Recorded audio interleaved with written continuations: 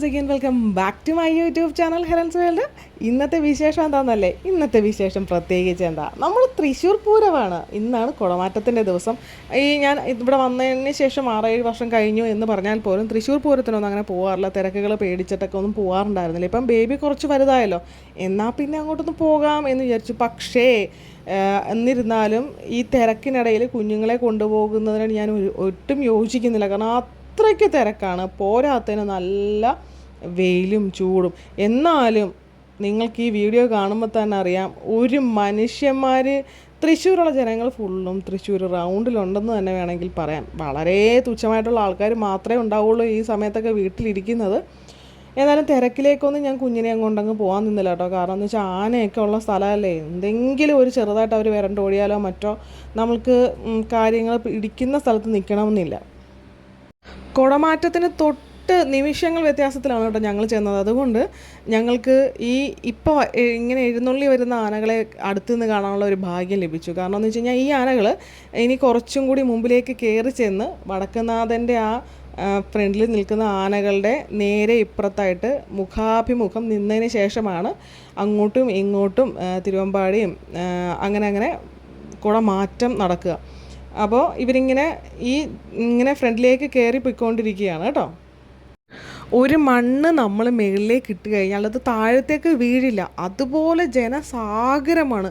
എനിക്കറിയില്ല ഇത് എങ്ങനെ എക്സ്പ്ലെയിൻ ചെയ്യേണ്ടതെന്ന് അറിയത്തില്ല. ഞാനിത് ടി വിയിൽ പല പ്രാവശ്യം കണ്ടിട്ടുണ്ട്. പക്ഷേ നേരിട്ട് വന്ന് കിട്ടണ ആ ഒരു ഫീലിംഗ് ഉണ്ടല്ലോ, അത് വല്ലാത്തൊരു ഫീലിംഗ് ആണ്. നമ്മളും പൂരത്തിൻ്റെ ആ ഒരു ആവേശത്തിൽ ആറാടിക്കൊണ്ടിരിക്കുക. കാരണം ഈ ആനകൾ അങ്ങനെ മുന്നോട്ട് നീങ്ങുമ്പോൾ കരഘോഷവും ആർപ്പുവിളിയൊക്കെ ആയിട്ട് അങ്ങോട്ട് ലഹരിയിലാണ്. ബേബീനെ കൊണ്ട് ആൾക്കൂട്ടത്തിന് ഇടയിൽ ഇറങ്ങിക്കഴിഞ്ഞാൽ പൂരം ആണെന്നൊന്നും പറഞ്ഞിട്ട് കാര്യമില്ല. ഇവന് ഇച്ചിരി കുസൃതി ഉണ്ടേ. അപ്പോൾ ഇവന് എതിന് വഴിയെങ്കിലും ഇങ്ങ് മുങ്ങി പോകുമെന്ന് പറഞ്ഞിട്ട് ഞങ്ങൾ ആ സൈഡിലിരുന്ന് ചോളിവിൽ ചായ എല്ലാം കുടിച്ച് അങ്ങനെ ഇരിക്കുകയാണ്. അപ്പോൾ റെജി ചേച്ചിയുടെ മോൻ റിജ്വിനുണ്ട്, അവൻ്റെ കൈ കൊടുത്തു വിട്ടിട്ട് അവനാണ് എനിക്ക് കുറച്ച് വീഡിയോസൊക്കെ എടുത്തു തന്നത് കേട്ടോ. ഞങ്ങൾ ചായയൊക്കെ കുടിച്ച് അവിടെ ഇരുന്ന് കുറച്ച് നേരം. അത് കഴിഞ്ഞിട്ട് കുടമാറ്റം അങ്ങ് നടക്കാൻ തുടങ്ങിയപ്പോൾ പിന്നെ എനിക്ക് അവിടെ ഇരുന്നിട്ട് ഇരിക്കപ്പുറത്ത് കിട്ടുന്നില്ല. എന്താണെന്നല്ലേ, ഓരോ കുടകളും മാറുമ്പോൾ ആർപ്പുവിളിയും കൂവലും എന്തൊക്കെയാണോ. അപ്പം നമുക്കങ്ങനെ ഇരിക്കപ്പുറതയില്ല. അത് നിങ്ങൾക്ക് ഞാനിപ്പോൾ കേൾപ്പിച്ചു തരാം.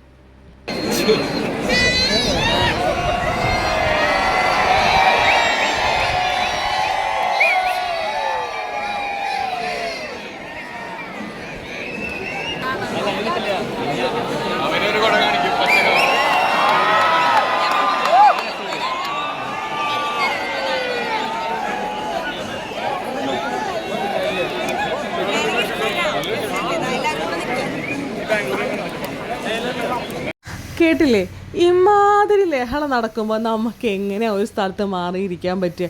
കുഞ്ഞുങ്ങളെന്നില്ല, വലിയവരെന്നില്ല, ലിംഗഭേദ വ്യത്യാസമില്ല, എല്ലാവരും പൂരത്തിൽ തിമിർത്ത് ആറാടിക്കൊണ്ടിരിക്കുകയാണ്. ആദ്യമൊക്കെ ഞാൻ കുറച്ചെന്നെ കൺട്രോൾ ചെയ്ത് നിർത്തി എന്നുള്ളത് സത്യമാണ്. പക്ഷേ കൂട്ടത്തിൽ കൂടി ഞാനും അറിയാതെ ആ ലഹരിയിൽ മുങ്ങിപ്പോയെന്ന് വേണമെങ്കിൽ പറയാം. പിന്നീട് പൂരം അങ്ങനെ മുറുകിക്കൊണ്ടേ വന്നു. കുടകൾ മാറുന്നതനുസരിച്ച്, രാത്രി ആകുന്നതനുസരിച്ച് വർണ്ണങ്ങൾ മാറിക്കൊണ്ടിരുന്നു. പിന്നെ കുടകളിലെ ലൈറ്റുകൾ വന്നു. കുറേ നേരം അവിടെ നിന്ന് അങ്ങനെ ആസ്വദിച്ചു കേട്ടോ. എത്ര നേരം അങ്ങനെ നിന്നു എന്ന് പറയാൻ പറ്റില്ല, കുറേ നേരം അങ്ങനെ നിന്നു.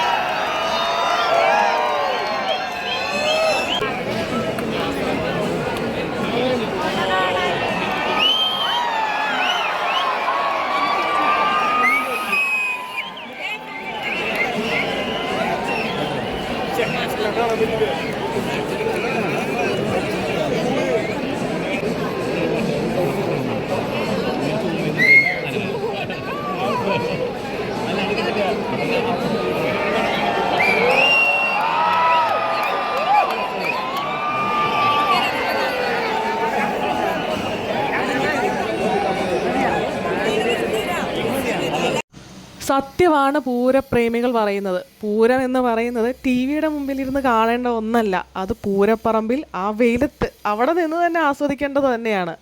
അതുകൊണ്ട് തന്നെ ഞാനും പാട്ടെ, കാന്താ ഞാനും വരാം തൃശ്ശൂർ പൂരം കാണാൻ. അതെ, ഇനിയുള്ള വർഷങ്ങളിലൊന്നും ദൈവം എനിക്ക് ആയുസ് തരികയാണെങ്കിൽ ടി വിയുടെ മുമ്പിരുന്ന് പൂരം ആസ്വദിക്കുന്നത് അങ്ങ് നിർത്തി ഇനി നേരിട്ട് ഇറങ്ങി തന്നെ കാണണം. അത് എത്ര തന്നെ കഷ്ടപ്പാട് സഹിച്ചിട്ടാണെങ്കിലും ശരി അടുത്ത വർഷം മുതൽ ഇനി ഞാൻ വീട്ടിലിരുന്ന് ആസ്വദിക്കുന്നില്ല. അതാണ് പറയുന്നത്, ഒരിക്കൽ തൃശ്ശൂർ പൂരം കാണാൻ വന്നവരൊന്നും പിന്നീട് ഉള്ള വർഷങ്ങൾ വരാതിരുന്നിട്ടില്ല. തൃശ്ശൂർ പൂരം അത് വല്ലാത്തൊരു വികാരം തന്നെയാണ്. ആനയും വെടിക്കെട്ടും ഉള്ള സ്ഥലത്ത് പോകാതിരുന്ന എന്നെ പോലും പിടിച്ചു നിർത്തുന്ന രീതിയിലാണ് അവിടുത്തെ ആ ഒരു വൈബ്. അതാണ് വൈബ് എന്ന് പറയേണ്ടത്. അത് ഫീൽ ചെയ്ത് തന്നെ അറിയണം കേട്ടോ. കാരണം എന്ന് വെച്ചാൽ ആന ഉള്ളിടത്ത് പോകാൻ എനിക്ക് സ്വതവേ പേടിയാണ്. പൂരപ്പറമ്പിലേക്ക് ഞാൻ പോകാറേ ഇല്ല.